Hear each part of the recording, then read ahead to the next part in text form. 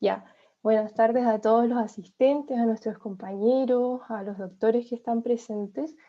Hoy día, junto a Francisco Navajas, vamos a presentar nuestro tema, que se trata de hiponatremia, y nuestro tutor fue el doctor Maximiliano Bravo.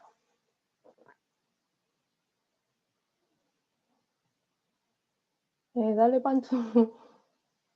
Ya, nos planteamos hartos objetivos. El primero, reconocer la asociación de este trastorno con la aparición de eventos negativos para la salud y calidad de vida de los pacientes. Luego también quisimos clasificar la hiponatremia de acuerdo a parámetros temporales, clínicos y de laboratorio. Clasificar esto, pero integrar estas clasificaciones para hacer un diagnóstico acabado, categorizar las etiologías y junto a todo lo anterior, elegir un tratamiento correcto según el tipo de hiponatremia y según cada caso también, dependiendo de los pacientes. La siguiente. Ya. A modo de introducción y epidemiológicamente hablando, la hiponatremia es el trastorno hidroelectrolítico más frecuente en la práctica clínica.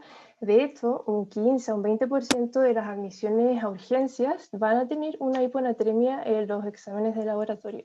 Es más frecuente encontrar en los pacientes adultos mayores, en mujeres, en hospitalizados, también en los niños, y va a variar la presentación de paciente a paciente. Puede ser algo muy sutil, como una alteración de memoria, una alteración en la marcha, o puede ser ya algo más grave, como coma, convulsiones.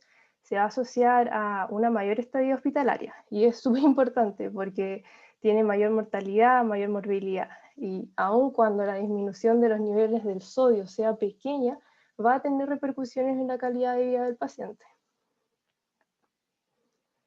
Dale. Ya. Quisimos plantearles otros escenarios clínicos también, aparte de los que mencionamos recientemente, como aquellos pacientes con insuficiencia renal crónica, que van a ser más susceptibles al desarrollo de una hiponatremia. También de los participantes de una maratón, el 13% puede llegar a desarrollar una hiponatremia. También se describen otros casos más anecdóticos igual, como la potomanía de la cerveza, que son pacientes con grandes ingestas de cerveza que no consumen ningún otro soluto, entonces pueden hacer una hiponatremia por esta causa.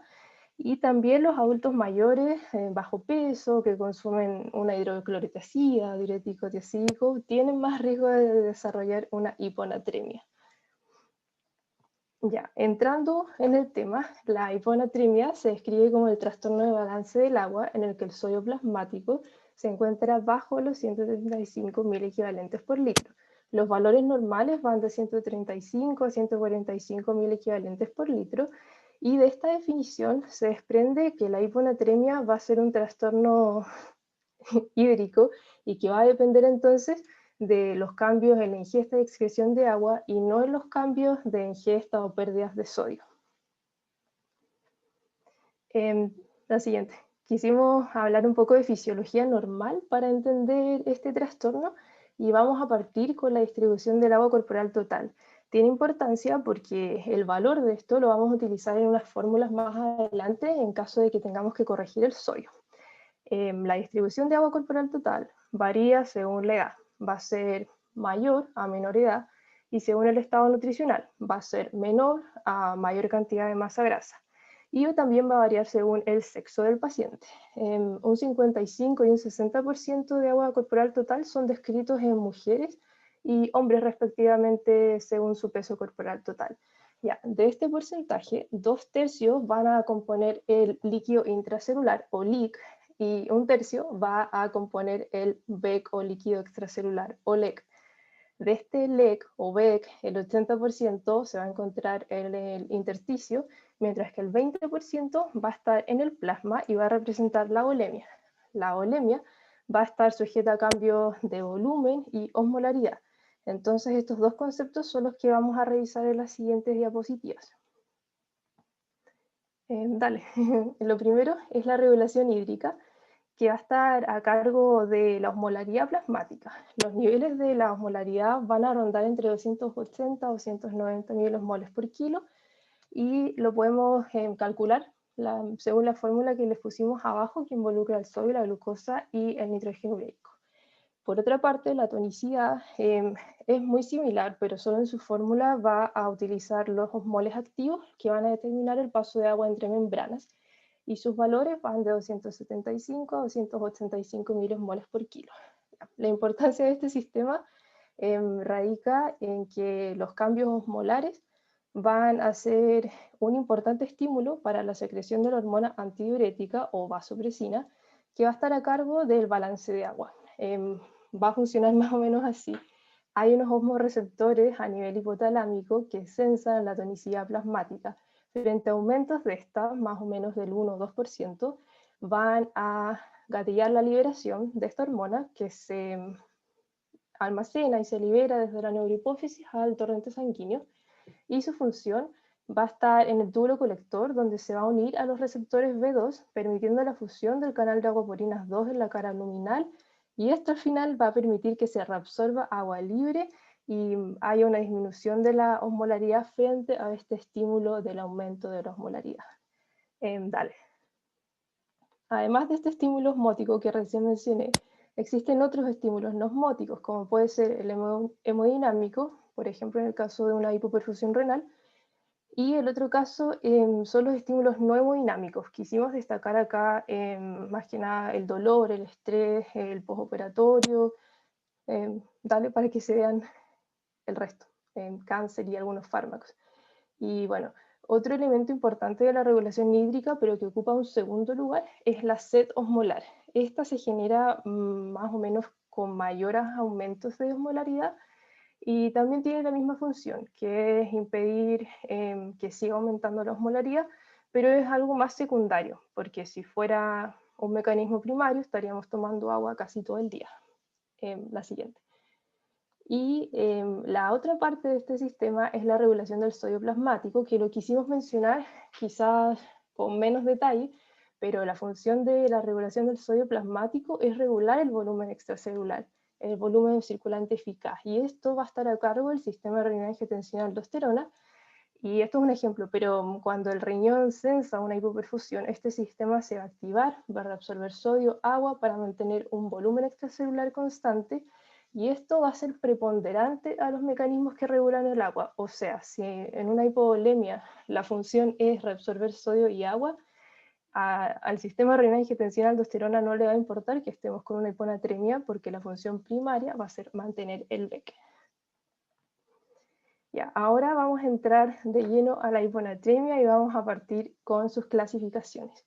La primera es según el sodio plasmático. Entonces, recordando, nuestro sodio estaba menor a 135, y con esto ya podemos clasificarla según si es que está en 130, 134, va a ser una hiponatremia leve. Si es que está entre 125 y 129 va a ser moderada, y si es que es menor a 125 va a ser una hiponatremia profunda. También la podemos clasificar según síntomas clínicos que vamos a revisar más adelante en la presentación, pero se clasifican en moderadas y severas. Y bueno, también según la temporalidad, si es que esta hiponatremia es aguda, va a ser toda hiponatremia que cuente con un valor de laboratorio de sodio plasmático menor a 48 horas. O sea, tenemos que tener el valor del sodio plasmático del día anterior para poder confirmar con certeza una hiponatremia que sea aguda. Y la gran mayoría va a ser crónica, son pacientes que no tienen este antecedente, o que bien los síntomas ya han empezado con mucha más duración más allá de 48 horas, o que no se sabe muy bien. Entonces esas las clasificamos según el criterio de crónico. La otra clasificación es según la osmolaridad plasmática, que nos vamos a basar en las fórmulas que vimos anteriormente. Aquellas que tengan una osmolaridad plasmática mayor a 295 osmoles por litro van a deberse a que existe un osmol activo en el plasma que está aumentando la osmolaridad plasmática, pero que no es sodio, por ejemplo la glucosa. Aquellas hiponatremias que tengan su osmolaridad plasmática entre 280 y 295 moles por litro van a ser isotónicas, y esto más que nada se explica por una pseudohiponatremia que ya no es muy frecuente de ver, pero es un aumento de la fase sólida del plasma. Y otra hiponatremia, el grupo más importante, es la hipotónica, es aquella que tiene su osmolaridad bajo 280 moles por litro, y esta va a ser la hiponatremia verdadera. La vamos a profundizar mucho más porque es el objetivo de nuestra presentación. Y los otros dos tipos de hiponatremia, la hipertónica y la isotónica, se pueden agrupar como hiponatremias no hipotónicas. Esta y la última que hablé, la hipotónica, se va a subclasificar según el estado clínico del paciente, según su volumen extracelular, en hipervolémicas, normovolémicas e hipovolémicas.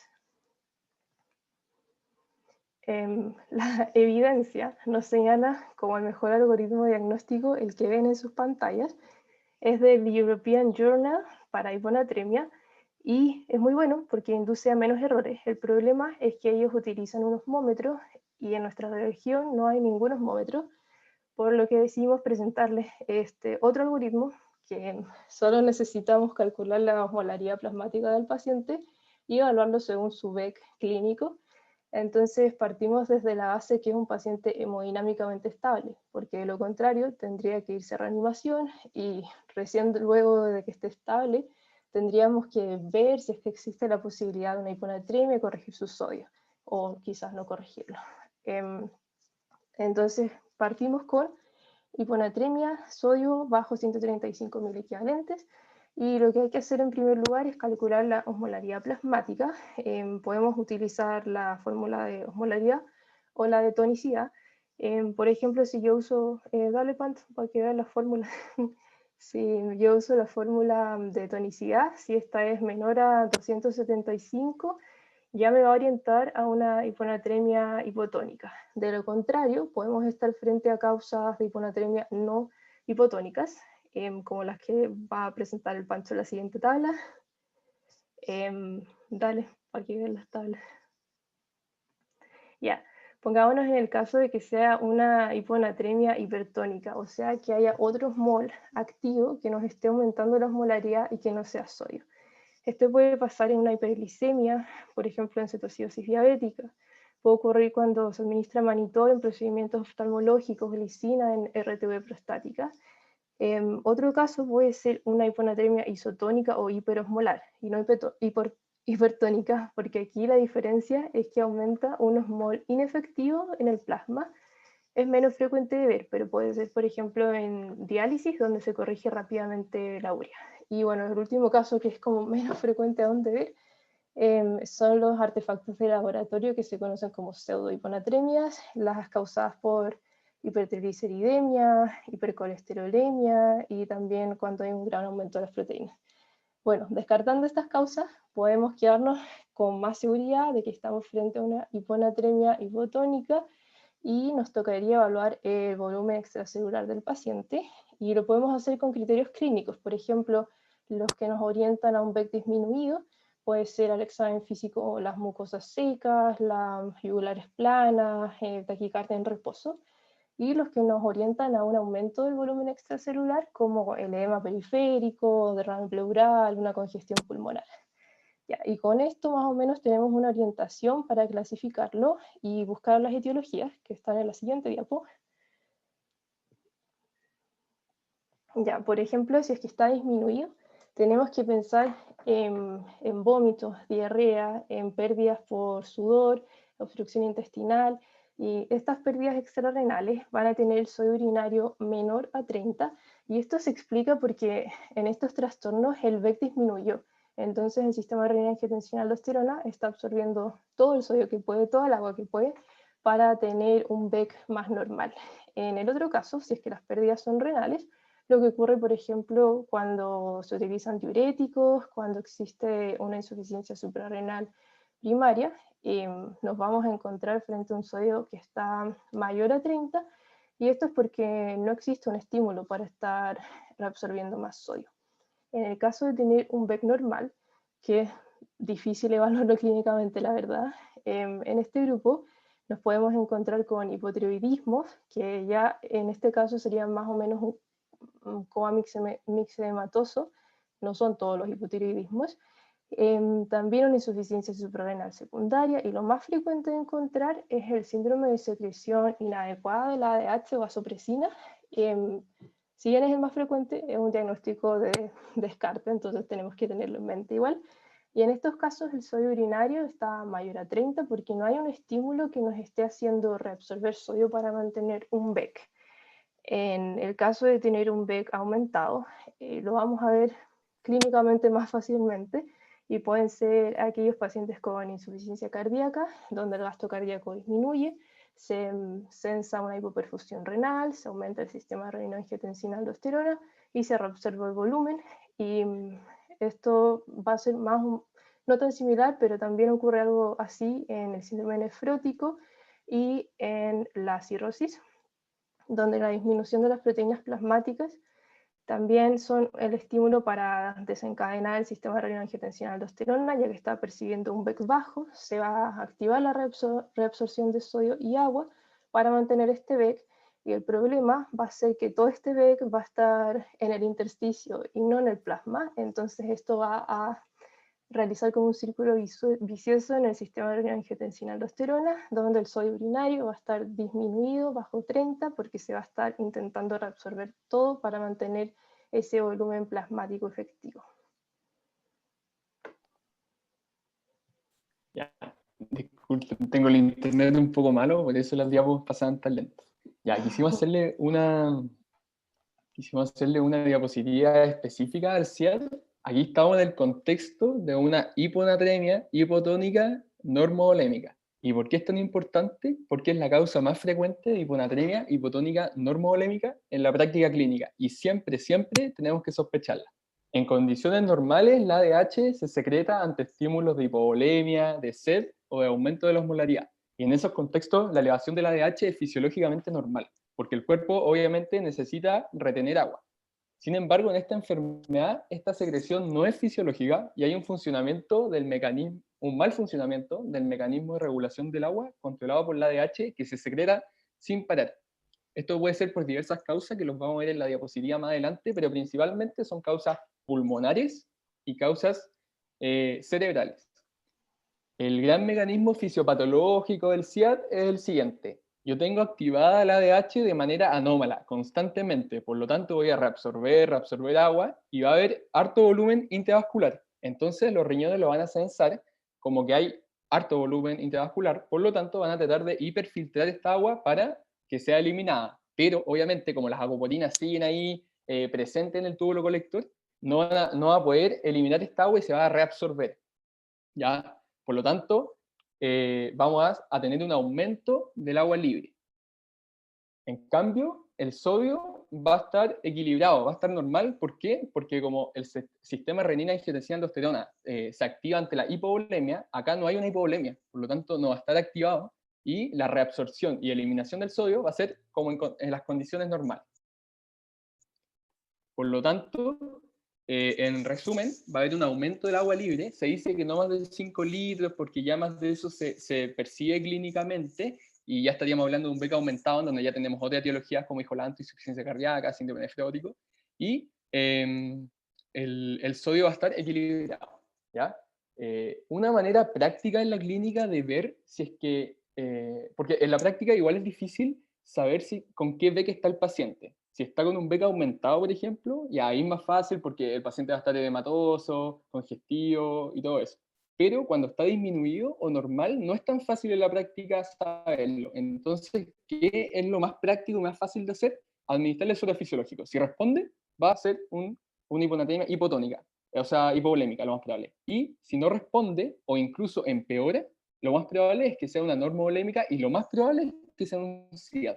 ¿Por qué podría empeorar?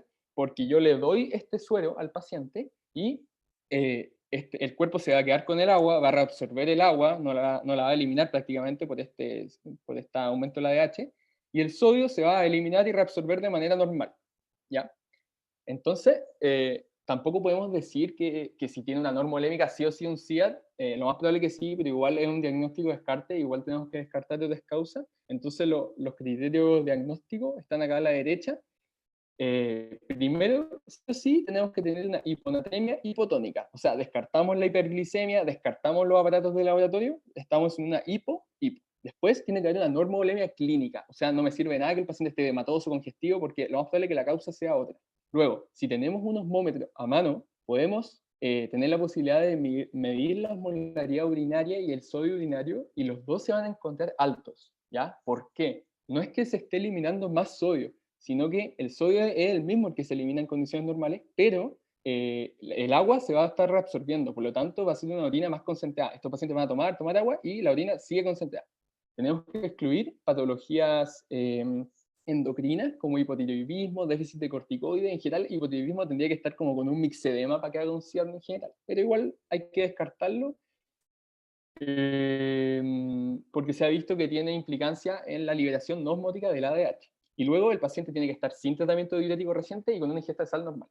Bueno, acá tenemos una tabla gigante de las principales causas del SIAD, pero quiero que solamente se quede con que cualquier cosa que afecte el cerebro o afecte el pulmón puede generar potencialmente un SIAD. El pulmón, por ejemplo, una neumonía bacteriana y clásicamente un cáncer de pulmón de células pequeñas, eso es clásico.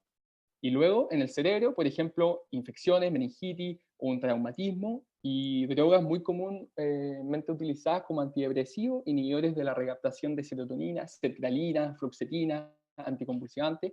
Y también, además de estas cosas cerebrales y pulmonares, también se ha asociado a náuseas, dolor y estrés. Estos también pueden aumentar la ADH, en general en contexto de un paciente, por ejemplo, postoperado, en donde ya dándole una buena analgesia podemos eliminar estos estímulos y podemos corregir este SIAD.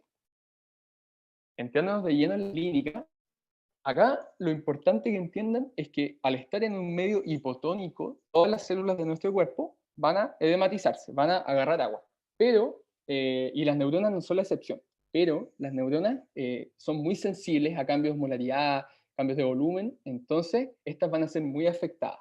Y más aún sabiendo que el cerebro está contenido en la bóveda craneana que no es expansible, por lo tanto pueden tener síntomas neurológicos, ¿ya?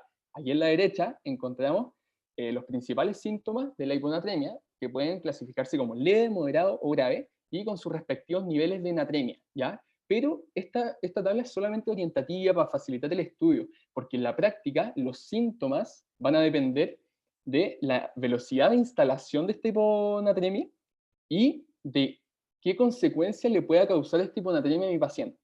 ¿Qué quiero decir con esto? Por ejemplo, una paciente con un tumor hipofisiario que hace mucho tiempo está secretando SIAD, viene bajando su natremia de a poquito, de repente te puede llegar incluso 119, 120, y la paciente puede estar impeque, onda, a lo más una cefalea, una alteración de memoria, eh, pero al contrario, si yo por ejemplo tengo un maratonista en donde le baja la natremia bruscamente tan solo 5 miliequivalentes, puede llegar con síntomas mucho más graves. Eso me refiero con la velocidad de instalación. ¿Y a qué me refiero? Con las consecuencias que le puede traer al paciente. Porque, por ejemplo, si nosotros vemos los síntomas leves, acá encontramos alteraciones de la marcha, ¿ya? Que puede ser banal, pero a un adulto mayor de 80 años que tenga un trastorno de la marcha, que se caiga y que haga una fractura de cadera, le genere una alta carga de mortalidad. Entonces, en resumen, queremos que se queden con que son muy valoradas las hiponatremias, sobre todo cuando tienen estos síntomas inespecíficos leves. Por lo tanto, nosotros vamos a tratar todas las hiponatremias.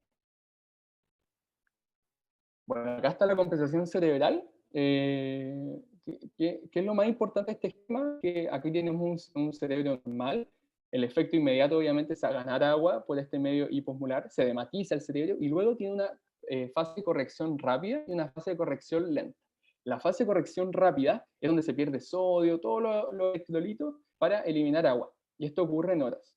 Y luego hay una fase de corrección lenta que ocurre en días, en donde ya el cerebro comienza a eliminar los molitos orgánicos como la taurina, y acá el cerebro ya, entre comillas, está compensado. Entonces, este es nuestro punto crítico. ¿Por qué crítico? Porque si en este punto, que el cerebro ya está, entre comillas, compensado, yo le doy una terapia de reposición DNA muy brusca, muy rápida, como el cerebro ya no está tan edematoso, va a perder mucha agua, estas células se van a deshidratar y podrían causar una entidad llamada mielinólisis pontina, que es catastrófica. Entonces, en este punto, que vendría a ser nuestros pacientes que son crónicos o desconocidos, o sea, la mayoría de nuestros pacientes, porque es muy difícil saber si un paciente está en esta etapa, en la etapa aguda. Por lo tanto, en general, nos quedamos con que nuestros pacientes ya vienen con un cerebro compensado. Por lo tanto, hay que hacerle una terapia de reposición Ahí hay factores de riesgo para mayor edema cerebral. En general se dice que el sexo femenino, por un tema de los esterógenos que tiene relación con la activación de receptores de ADH, operados también, estímulos de ADH, tiazías, niños, polipsia psicógena y los corredores de maratón, todos ellos tienen mayor riesgo de edema. Bueno, acá vemos una imagen de un cerebro, lo más probable que sea en una fase aguda, que todavía su cerebro no ha compensado, por lo tanto está muy edematoso, y acá se ve ya después cómo el cerebro está perdiendo agua. Ya, entonces, manejo. Acá es importante, me llega este paciente con este hiponatremia, y yo me pregunto, ya le hice obviamente ¿cómo se llama? La clasificación y todo, y yo me pregunto, ¿tiene una sintomatología severa que vaya a causarle daño a mi paciente? O sea, coma, convulsiones, estupor, depresión respiratoria, algo muy, muy grave. Si la respuesta es no, que es en la mayoría de los casos, mi corrección va a ser no agresiva. Entonces, ¿en qué me voy a fijar para corregirlo? En su volumen extracelular. Si está hipovolémico, le voy a dar suero fisiológico al 0,9%. Si está hipervolémico, voy a restringirle el agua y voy a ayudarlo con furosemida para depletar este volumen. Y si tenemos una normovolémica, que lo más probable es que sea un CIAT, vamos a partir con una restricción del agua. Luego, si no mejora, con tabletas de sal. Y ya como última opción, que acá en Chile en general no se usa, son los baptanos, que son unos inhibidores específicos de la ADH. En cambio, si mi paciente llega convulsionando, llega con coma, llega muy, muy grave, una sintomatología severa, es la única vez donde yo voy a hacer una corrección agresiva, o sea, con el suero salino. O sea, acá el suero salino a 3%, en la única instancia que yo lo uso es cuando tengo que hacer una corrección agresiva, porque llega un paciente con sintomatología severa. Es la única vez. Obviamente, si llega hemodinámicamente inestable, hay que reanimarlo primero con suero fisiológico, parte de la ABC. Y siempre el tratamiento debe considerar el manejo, obviamente, de la causa de base. O sea, este tratamiento al final es como más agudo que nada y siempre hay que buscar la etiología. O sea, si es una diarrea, si es ¿cómo se llama?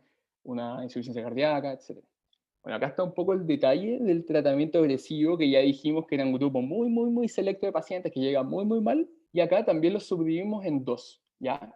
En general, como ya le habíamos dicho, casi todos los vamos a meter en este saco. ¿Por qué? Porque no es muy difícil saber que un paciente viene con una hiponatremia aguda, ¿ya? Tendríamos que tener los electrolitos plasmáticos de ese paciente del día anterior, ¿ya? Entonces, en general, se va a utilizar este grupo, este tratamiento de acá, ¿ya? En caso de que yo tenga la seguridad de que un paciente realmente en fase aguda, que todavía su cerebro no ha compensado y sigue un cerebro hematoso, yo podría corregirlo rápidamente con NaCl al 3% y corregir a una velocidad rápida, de 1 a 2 miliequivalentes litro hora. ¿Hasta cuándo? ¿Hasta cuándo corrijo? Hasta que se vayan los síntomas y luego continúo con una velocidad más lenta hasta llegar a 130 o hasta subir la natremia 10 milicavalentes día. Todas estas son O, ¿ya? O sea, por ejemplo, si llega mi paciente con 118 y yo lo subo a 128, que es lo máximo que lo puedo subir, hasta ahí nomás lo puedo subir. O sea, no puedo llegar a 130, obviamente, porque es 10 máximo. Ahora, casi todos los vamos a tratar en este esquema porque realmente no sabemos hace cuánto partió con la hiponatremia, y acá es lo mismo, pero la velocidad es a la mitad, es más lento, es de 0,5 a 1 milicavalente litro. ¿Hasta cuándo es?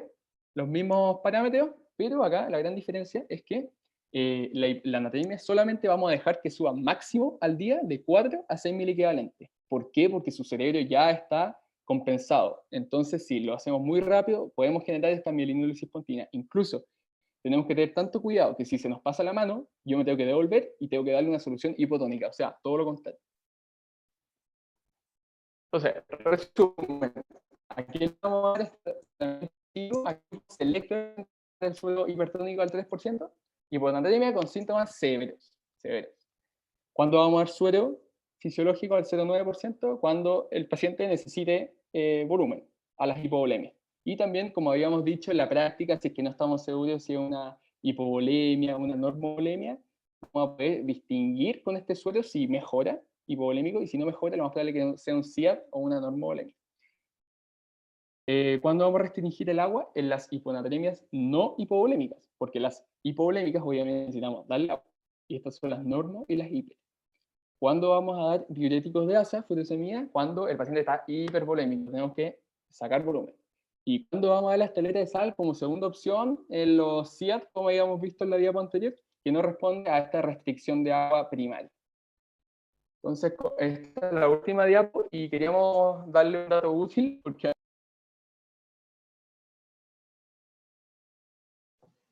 Parece que al Pancho se le cayó su internet.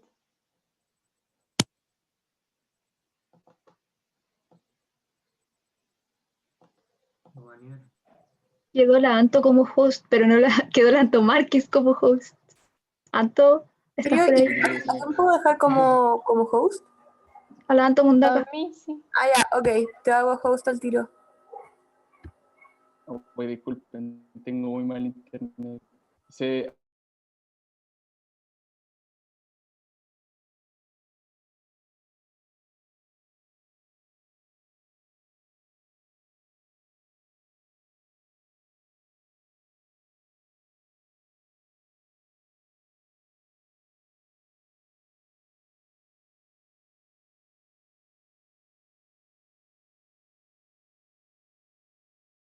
¿Esto lo compartiste tú o yo?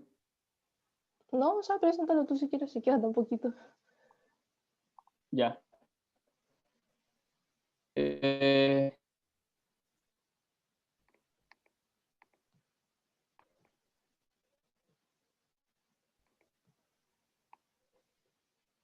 ¿Se ve o no? No Sí, quiero se ve ponerlo en como... el... ¿Sí se ve? Sí, No sé, se ve como ya- chiquitito. ¿Se ve? ¿Sí? Sí. ¿Verdad? Pero se ve chiquito. Ya. Ahí sí. ¿Ya ahí se ve? Ya, bacán. Entonces, la forma más fácil de preparar el suero fisiológico es con 350 ml de agua destilada y 150 ml de NaCl al 10%. Después, si tenemos más tiempo, le vamos a explicar como el tema de los gramos y por qué es esa fórmula, pero en general apréndansela de memoria y es muy, muy útil. Y como último, tenemos esta fórmula de Adrogué-Madías, en donde lo que nos quiere decir es que nosotros podemos subir el sodio con una solución fisiológica al 0,9%. Pero la cantidad de miliequivalentes que le vamos a subir a nuestro paciente por litro es muy poca. Entonces necesitaríamos administrarle, no sé, 5, 6, 7. De nuevo, voy a compartir yo mejor.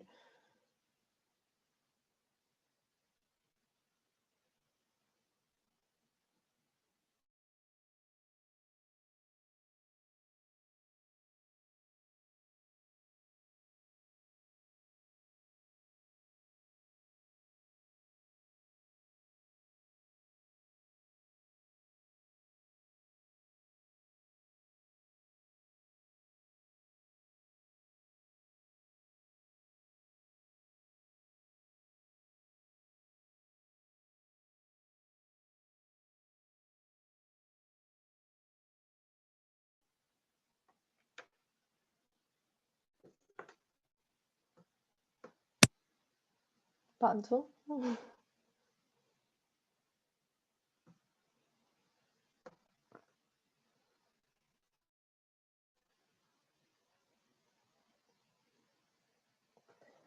Ya, bueno, la cosa es que lo que importa acá es que utilicemos un suero que tenga los suficientes miliequivalentes por litro para poder corregirlo en un rango más seguro para el paciente y que no nos signifique utilizar 8 o 9 litros, porque no sería lo ideal. Pero era más que nada para que se quedaran con eso. Y la fórmula igual la pueden revisar después. Ya, y las conclusiones de nuestra presentación. En primer lugar, recordarles que la hiponatremia es el trastorno hidroelectrolítico más frecuente de la práctica clínica, que por medio de una clasificación correcta e integrada podemos elegir el tratamiento indicado, siempre, siempre revisando el estado hemodinámico del paciente, y esta corrección de sodio debe ser decidida caso a caso según el impacto de la hiponatremia que ésta tenga en la vida del paciente, considerando el riesgo que una corrección rápida de sodio nos puede significar. Y quizás lo más importante, que es cuando aunque los cambios de la hiponatremia sean pequeños y uno piense, no, no es tan importante, sí van a condicionar un riesgo para la calidad de vida del paciente. Eso ya. Si tienen preguntas, si alguien quiere leerme el chat porque no lo puedo ver, porfa. Pero, ¿y el secreto es? Preguntarle. No. Miren, no sé qué opinan ustedes, yo encontré que la clase estuvo excelente. A mí me quedó clarísimo, pero yo ya conozco el tema y así que puede ser que estoy con trampa. No sé si sus compañeros si estuvo igual de claro, pero encuentro que es una presentación muy completa. Pasaron por todo lo que tienen que saber la fisiopatología. Sus compañeros se nota que estudiaron mucho y que saben mucho del tema, y así que aprovechen de sacarle el jugo porque manejan muy bien el tema. Así que lo que les pregunten les van a contestar.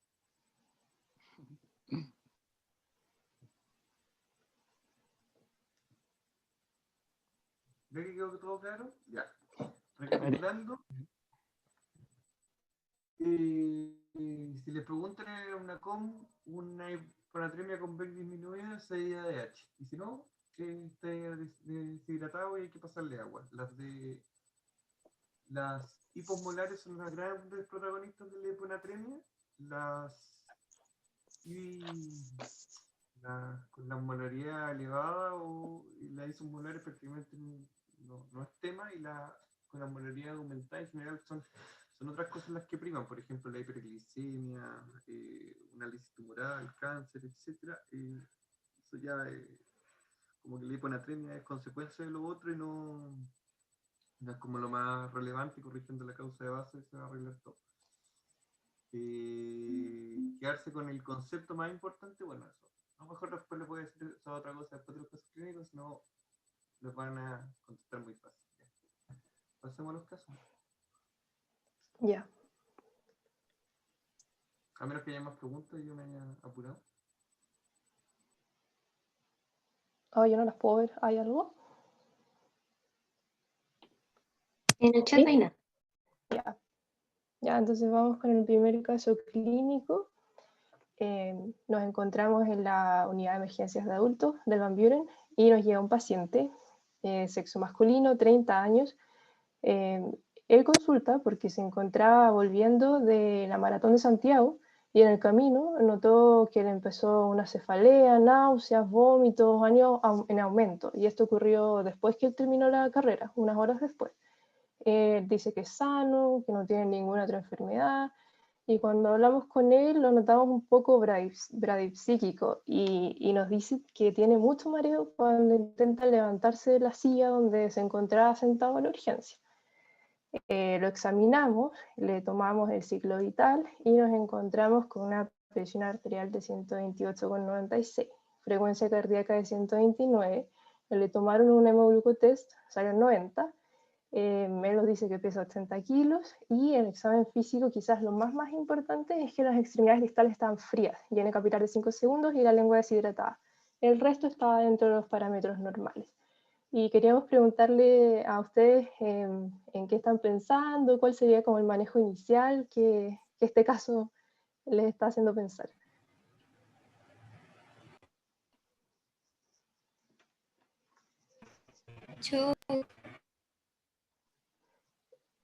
Ya, y según eso les presentamos estas opciones. Si quieren comentar por el chat o decirlas en voz alta la alternativa o lo más importante que sería.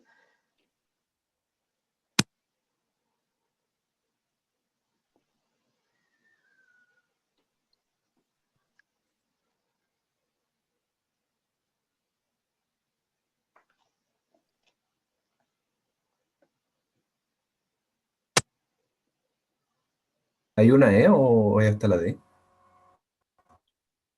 Ay, no se ve. Yo no veo nada. La E dice administrar suelo fisiológico al 0,9. Pucha. La E dice administrar suelo fisiológico al 0,9%.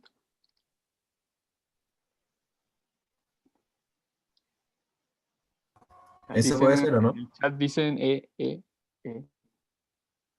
Ya, sí.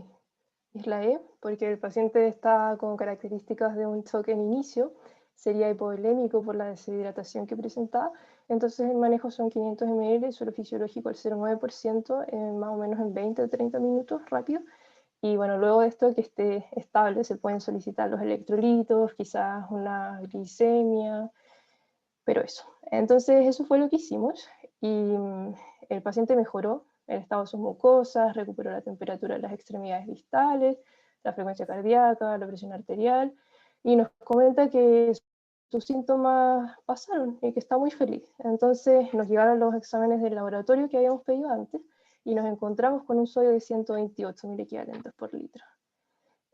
Quisimos calcular la osmolaridad. ¿Cuál es la fórmula? Podemos calcular la tonicidad, por ejemplo.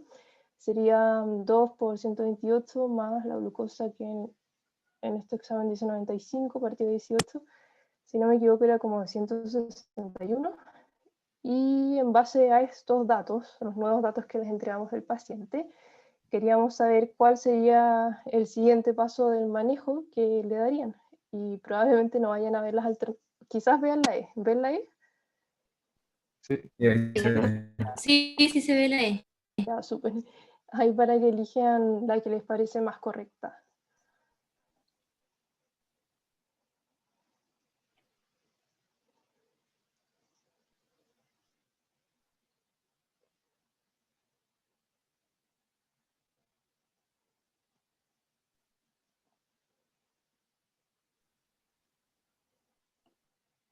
¿Qué dicen en el chat?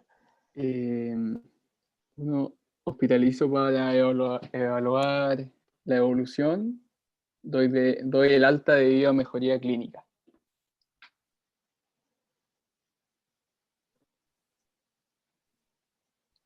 ¿Alguno más? Pero participen, po. ¿Están cansados? Pues? Hiponatremia hasta ahora es muy denso. Ya, pues abran los micrófonos y justifiquen. Yo pondría la D, porque si bien está respondiendo a la terapia, no sé si me quedaría tranquilo como mandándolo a la casa. Por eso yo me fui por esa en verdad. No sé si es buena justificación. Empiezo a preguntar yo. ¿Qué cosa?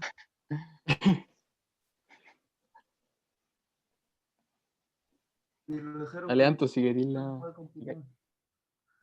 Ya, pero entonces seguimos con el tratamiento que le dio el médico en la urgencia, si nadie más responde. Ya, él le diagnosticó Matías una Arena. Ah. Matías Arena. ¿Qué contesta usted? Ya, Matías no está en la clase. Patricio Lara. ¿Qué Sigamos. contesta usted? Hola. Yo la verdad es que como sigue con una hiponatremia, estaba pensando en seguir con suero fisiológico al 0,9%. Porque igual como es algo agudo, no... O sea, una corrección, y como no tiene tanta hiponatremia, no le pondría suero tan hipertónico como al 3%. Y considerando que ya el suero fisiológico no es tan fisiológico y tiene altos niveles de concentración de sodio, podría servir para aumentar lo poquito que le queda todavía para corregir la anatremia. Porque como habían dicho en la presentación, ya con menor asiento a los niveles normales, también tenía repercusiones en la morbimortalidad del paciente. Así que no lo observaría, sino que seguiría la corrección del sodio con suero fisiológico 0,9%. ¿Ven que saben? Ya.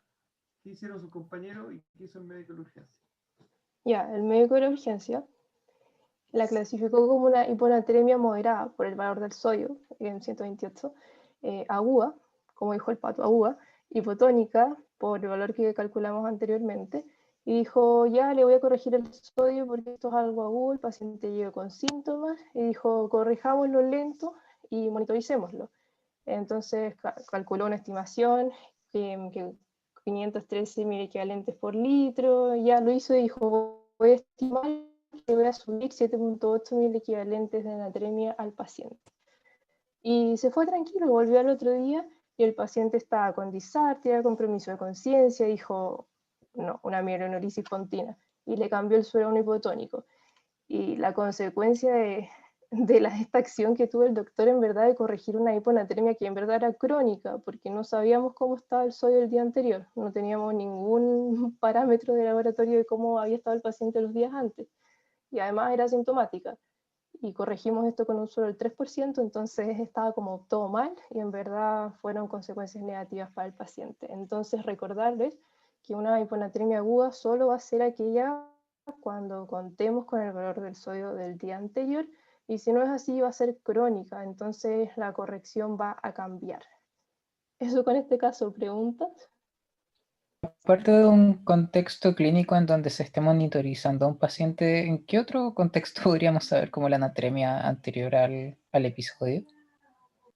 En general es muy No hay difícil. muchos Entonces, en general, contextos. casi todas se consideran como crónicas y solamente le vas a corregir el sodio con un tratamiento agresivo con suero al 3% si es que tiene síntomas muy severos. Como veo en el paciente, claro, tenía una hiponatremia grande de 128, pero su clínica no era severa, entonces no tenía indicación para dejarle el suero al 3%. Por lo tanto, lo correcto era lo que dijo el Pato, que era darle suero fisiológico al 0,9%.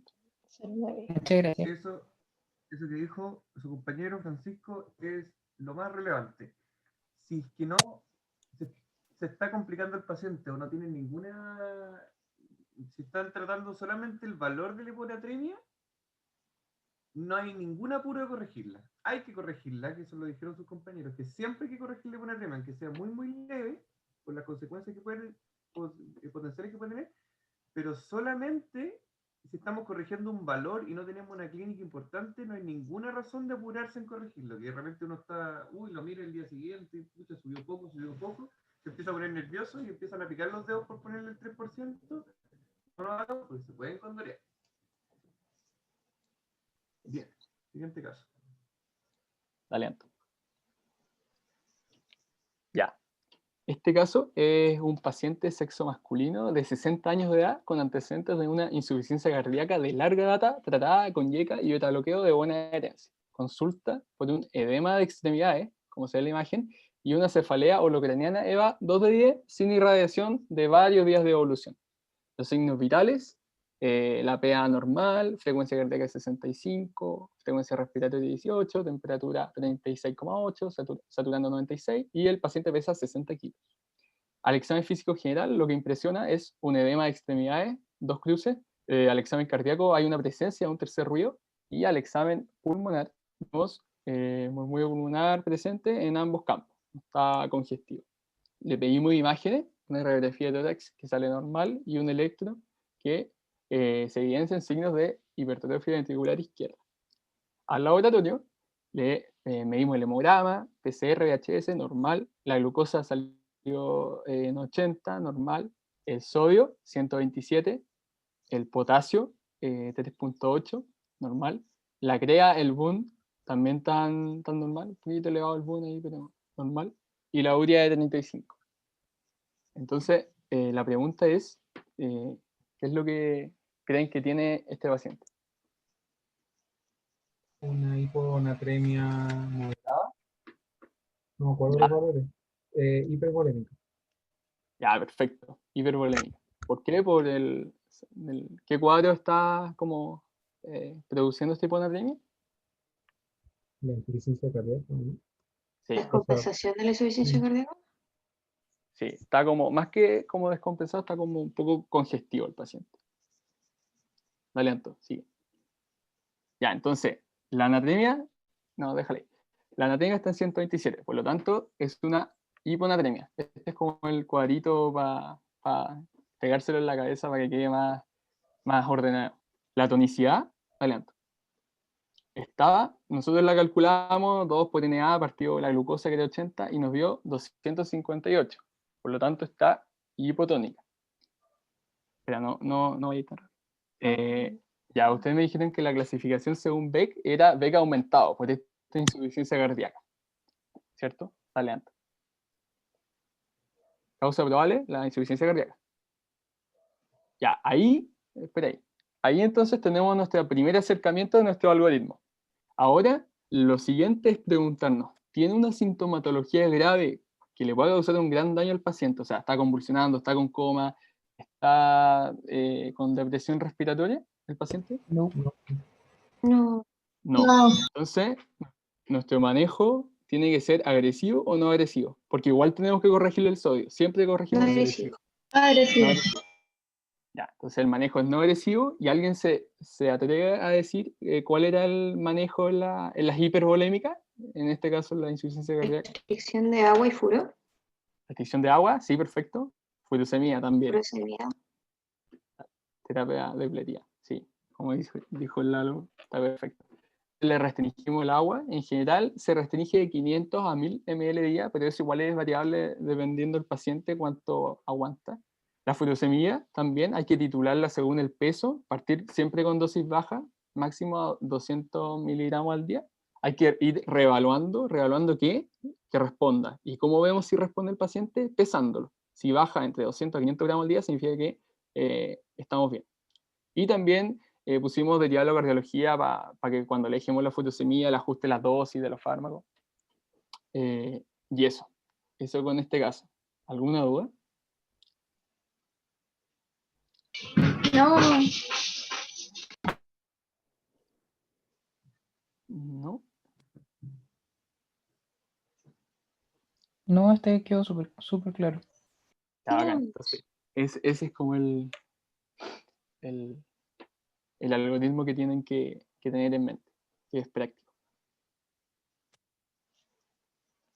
Dale, Anto. ¿Anto? Estoy. Ya, y este es el último caso, y en verdad no era tan largo, pero era para dejarles claro solamente un concepto. Es una paciente diabética, no insulino requeriente, 62 años, con un mal control metabólico, con una hemoglobina glicosilada de 11.5. Es llevada por familiares al servicio de urgencia por compromiso de conciencia. Al examen físico tiene la presión arterial normal, la frecuencia cardíaca normal, y al examen físico, mucosa algo seca, letárgica y sin focalidad neurológica. En el laboratorio lo que más impresiona es que tiene una glicemia de 1100 y un NA de 120. Entonces queríamos preguntarle si esta es, en qué hiponatremia estaría clasificada en este caso. Sería hiperosmolar, pero primero tendríamos que corregir también el sodio.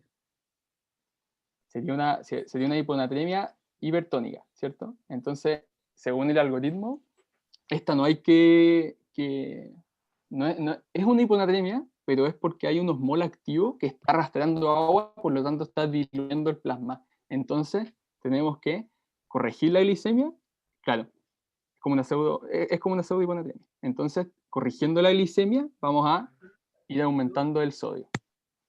La pseudohiponatremia es cuando hay el error del laboratorio y mide mal, y es cuando hay exceso de líquido o proteína. Es lo que dijeron que al principio sus compañeros que casi no existe por los métodos de medición del laboratorio, no lo confundan. Claro, o sea, al final, Real, esta es una... por la tonicidad del plasma. Claro, entonces la pseudohiponatremia que es la isotónica, esa del error de laboratorio, que al final es como si nosotros tuviésemos un balde con agua y nosotros le echamos una piedra. Entonces vamos a ver como que el agua va a aumentar, pero al final el sodio es el mismo. Ese es como el concepto del error del laboratorio. Y entonces, dale, Anto. Entonces le corregimos la glicemia y este es un tip como dato, que por cada 100 de glicemia que corregimos por sobre 100 miligramos decilitro de glucosa, se debe sumar 1,6 milicavalentes al sodio. Y por cada 100 sobre 400, 2.4. Creo que eso lo hablaron en otra presentación. Así que esos son nuestros casos clínicos. No sé si tienen alguna duda. ¿Y qué pasó con el otro que vimos ayer? ¿El de CIAD? ¿Sí? O sea, también lo tenemos, pero por el tema del tiempo... No, sí, tranquilo, porque la otra presentación no va. Así que dale nomás. Ya, dale, Anto. Bueno, ahí está el cálculo de cómo corregir la glicemia y vemos que el sodio nos aumenta al corregir la glicemia. Entonces al final no necesitamos corregir el sodio. Dale. Ya, y este es el último. Entonces ya vimos el caso clínico de la hipovolemia y de la hipervolemia. Este es un paciente de 63 años con historia de hipertensión, en buen control farmacológico, consulta por cefalea de inicio reciente, además de diplopia. sin compromiso de conciencia y sin otras alteraciones neurológicas. Toma paracetamol según la necesidad, dependiendo de la cefalea, cuánto le duele. Ningún otro fármaco adicional. Toma de 2 a 3 litros de agua al día, normal, y consume sodio, normal. Al examen físico general y segmentario, sin otras alteraciones, están las mucosas normales, sin signos de deshidratación clínica y ausencia de edema. Los signos vitales están todos en los rangos normales y pesa 80 kilos. Al laboratorio está todo normal y también le pedimos la TSH y cortisol porque dijimos, si es que está normovolémico, tenemos que descartar estas patologías endocrinas que pueden aumentar la DH y también salieron normales. Y a las imágenes, adelanto, salió eso en el TAC, se ve está ahí. No sé si alguien se aventura a decir qué es lo que le está pasando a este paciente porque tiene esta hiponatremia de 125.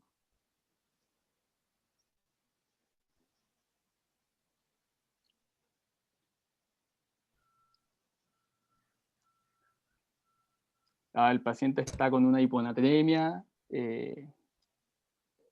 hipotónica, porque la glucosa está normal, no está con un BEC disminuido y tampoco aumentado. No sé qué estoy pensando, lo más frecuente. SIAD o injuria cerebral. Eso, perfecto, en un SIAD. ¿Y por qué pudiese ser ese SIAD? ¿Se acuerdan que yo les dije que cualquier cosa que se metía con la... Cerebral o pulmonar. ¿Cómo? Que puede ser por alguna injuria cerebral o pulmonar. O pulmonar. Y en este caso... Cerebral. Cerebral. Tiene un tumor en la hipófisis. Y ese es el que le está provocando el SIAD. Dale, Anto.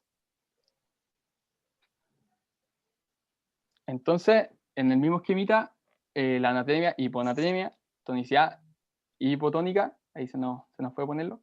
Clasificación de Beck, Beck normal. Causa probable, ya está, ¿o no? Anto. Un SIAD por un tumor hipoficiario. Tiene síntomas graves que puedan comprometer la vida del paciente, convulsiones, coma. No tiene. Tenía una cefalea y una diplopia. Por lo tanto, el tratamiento es agresivo o no agresivo. No agresivo. Agresivo.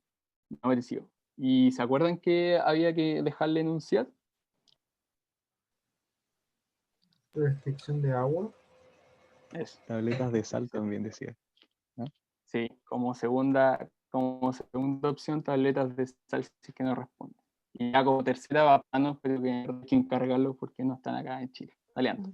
Entonces, restricción de agua, tableta de sal entre paréntesis, bastante paréntesis, y siempre tratar la patología de base, porque no nos sacamos nada con corregir el sodio si es que no hemos visto ese tumor. Entonces, derivar a neurocirugía. Y eso sí que era lo último. No se queden con la idea de que hay que tirar toda la carne a la parrilla de una. En general, la mayoría responden solo con la restricción de sal y cuando fallan es porque en general no cumplen la indicación. Y las tabletas de sal no se queden con la idea de que es para subir el sodio, porque acuérdense que el cuerpo retiene agua y retiene menos sal de agua que está reteniendo, porque igual aumenta la retención de sal. Pero la sal es un excelente diurético, entonces arrastra agua y con eso no es que estemos subiendo la cantidad de sodio que le falta al paciente, sino que le estamos botando el agua que le sobra. Porque no es un paciente que le falte sodio, sino que le sobra agua. ¿Ya? Claro. Al final, subir la anatremia con la restricción de agua es eficiente. Y eso sería nuestro caso. Esperamos que les haya gustado y que cualquier duda nos pregunten. Bravo. Súper bien. Gracias. Les repito, encuentro que dejaron todo súper claro. Está excelente la presentación. Bueno el PowerPoint. No fueron aburridos, pero bien entretenidos. Me mantuve atento todo el rato. Los casos súper explicativos, súper buenos. Los felicito. Y la de discalemia la vamos a tener que recalendarizar. ¿Ya? Ahí les vamos a comentar cuándo se van a hacer. Ya. Muchas gracias. Ok. Que tengan una buena tarde. Igualmente. Chao, chao.